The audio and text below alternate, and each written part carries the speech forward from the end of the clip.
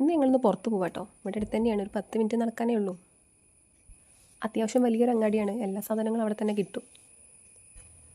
ഞാനും പാറും കൂടിയായിട്ടാണ് പോണത്. പാറൊന്നും സ്കൂളിൽ പോയിട്ടില്ല. ഇന്നലെ കളിക്കണൻ്റെ ഇടയിലൊന്ന് വീണ് ചുണ്ട് പല്ല് തട്ടിയിട്ടൊന്ന് മുറിഞ്ഞിട്ടുണ്ട്. അപ്പോൾ ഞങ്ങൾ നടന്നിട്ട് ഇത് അവിടെ അങ്ങാടിയിൽ എത്തിക്കണ്. ഇതാട്ട് അങ്ങാടി, അത്യാവശ്യം വലിയൊരു അങ്ങാടിയാണിത്. ആൾ നേരെ പോയത് ഈ കടയിലേക്ക് കേട്ടോ. എന്നും അമ്മയല്ല ചായക്ക് ഉണ്ടാക്കില്ല, നമുക്ക് പുറത്തുനിന്ന് വാങ്ങാമെന്നും പറഞ്ഞ് പോകുന്നതാണ് ആൾ. ഈ ചില്ലുംകുട്ടിൽ ഇങ്ങനെ കിടക്കുന്നത് കാണുമ്പോൾ നമുക്കൊന്ന് വാങ്ങാനൊക്കെ തോന്നൂലേ. അങ്ങനെ അവിടെ നിന്ന് 1-2 സാധനങ്ങളൊക്കെ ഞങ്ങൾ വാങ്ങിയിട്ട് നേരെ അടുത്ത കടയിലേക്ക് പിടിച്ചിട്ടുണ്ട്. വീട്ടിൽ നിന്ന് വരുമ്പോഴേ വാങ്ങേണ്ട സാധനങ്ങൾ ലിസ്റ്റ് ഇട്ടിട്ടാണ് പോരുക, അല്ലെങ്കിൽ പിന്നെ പുറത്തേക്ക് ഇറങ്ങി പിന്നെ ആളെ സ്വഭാവം ആകെ മാറും. അതിനെക്കാട്ടി നല്ലത് വീട്ടിൽ നിന്ന് ആദ്യം പറഞ്ഞ് പോന്നാൽ പിന്നെ കുഴപ്പമില്ല എന്തൊക്കെയാണ് വാങ്ങേണ്ടതെന്നൊക്കെ.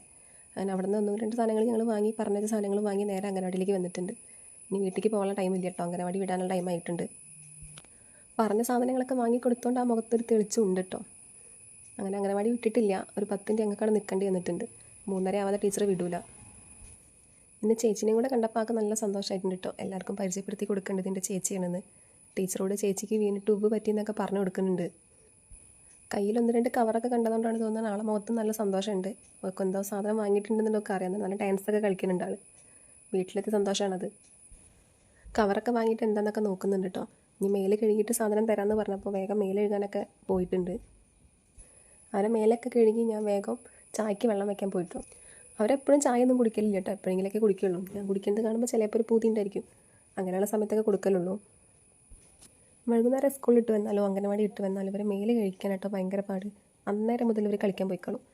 ഇവരെ മേല് കഴിക്കാനാണ് ഭയങ്കര പാടുള്ളത്. അപ്പോൾ നല്ല മഴക്കാരൊക്കെ ഉണ്ടായപ്പോൾ വേഗം മേലൊക്കെ കഴുകി ചായയൊക്കെ കൊടുത്തിട്ടുണ്ട്. അപ്പോൾ എത്രയുള്ള വീഡിയോ ഇഷ്ടപ്പെട്ടാൽ ലൈക്ക് ചെയ്യുക, സബ്സ്ക്രൈബ് ചെയ്യുക. Thank you.